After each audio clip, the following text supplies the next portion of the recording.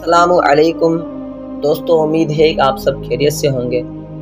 دوستو، آج ہم آپ کو ایک وظیفہ بتائیں گے جو یکم محرم الحرام کو لکھا جاتا ہے، اور اس وظیفے کی برکت یہ ہے کہ آپ پورا سال آفتوں اور مصیبتوں اور بیماریوں سے محفوظ رہیں گے۔ تو وظیفے کی طرف چلنے سے پہلے ہم آپ سے گزارش کرتے ہیں، اگر آپ ہمارے چینل پر نئے ہیں تو چینل کو سبسکرائب لازمی کر لیں تاکہ اس طرح کی اچھی معلومات اور اچھے وظیفے ہم آپ تک پہنچا سکیں۔ آئیے چلتے ہیں وظیفے کی طرف۔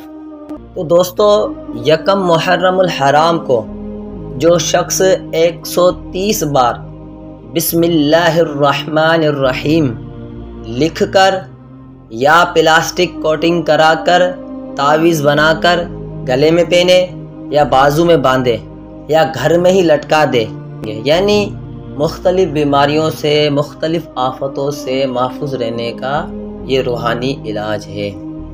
اب اس میں احتیاط کیا کیا ہونی چاہیے وہ ہم آپ کو بتائیں گے کہ جب یہ بسم اللہ الرحمن الرحیم لکھیں گے تو باوضو ہو کر لکھیں گے، اور اس کے علاوہ بسم اللہ الرحمن الرحیم کے اندر جو بسم اللہ میں میم ہے اس کو تھوڑا کھول کے لکھیں گے، ملا کے نہیں لکھیں گے۔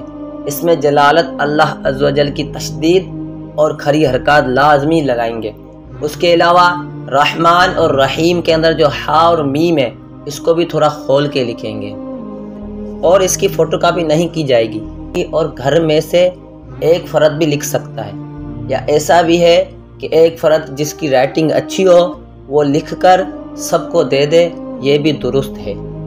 اور کوشش یہ کرنی چاہیے کہ اس کو بال پین سے لکھیں۔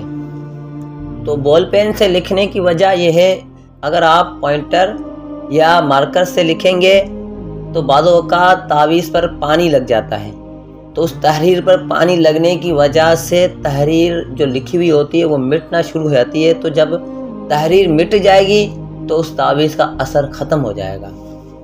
تو کوشش کریں بسم اللہ الرحمن الرحیم آپ بال پین سے لکھیں، اور بڑی احتیاط سے لکھنی ہے آپ۔ جزاک اللہ خیرہ۔